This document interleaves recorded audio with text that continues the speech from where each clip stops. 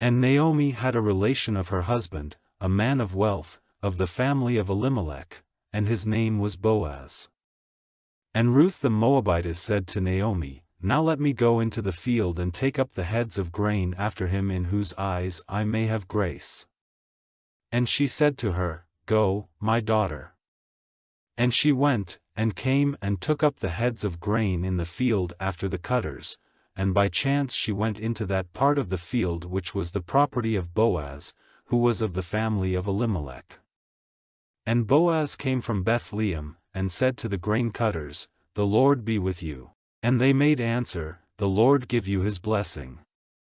Then Boaz said to his servant who was in authority over the cutters, Whose girl is this? And the servant who was in authority over the cutters said, It is a Moabite girl who came back with Naomi out of the country of Moab, and she said to me, Let me come into the grain field and take up the grain after the cutters. So she came, and has been here from morning till now, without resting even for a minute. Then said Boaz to Ruth, Give ear to me, my daughter, do not go to take up the grain in another field, or go away from here, but keep here by my young women.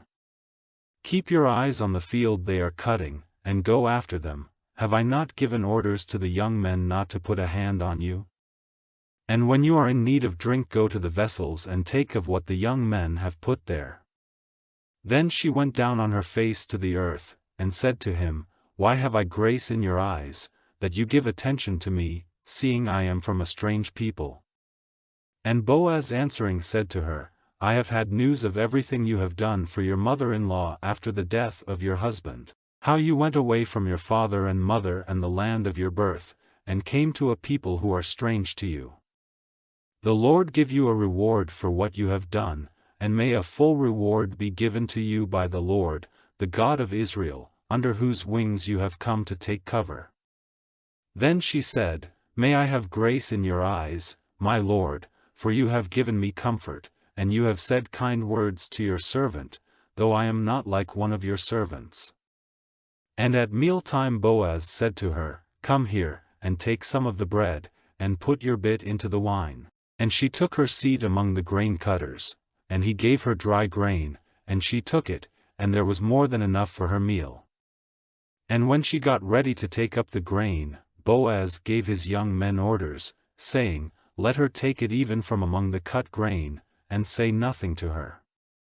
And let some heads of grain be pulled out of what has been corded up, and dropped for her to take, and let no sharp word be said to her.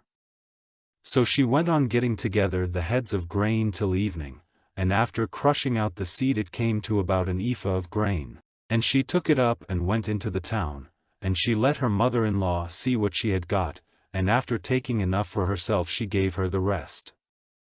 And her mother-in-law said to her, Where did you take up the grain today, and where were you working?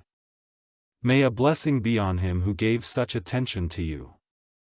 And she gave her mother-in-law an account of where she had been working, and said, The name of the man with whom I was working today is Boaz. And Naomi said to her daughter-in-law, May the blessing of the Lord, who has at all times been kind to the living and to the dead, be on him. And Naomi said to her, The man is of our family, one of our near relations. And Ruth the Moabitess said, Truly, he said to me, Keep near my young men till all my grain is cut. And Naomi said to Ruth, her daughter-in-law, It is better, my daughter, for you to go out with his servant girls, so that no danger may come to you in another field.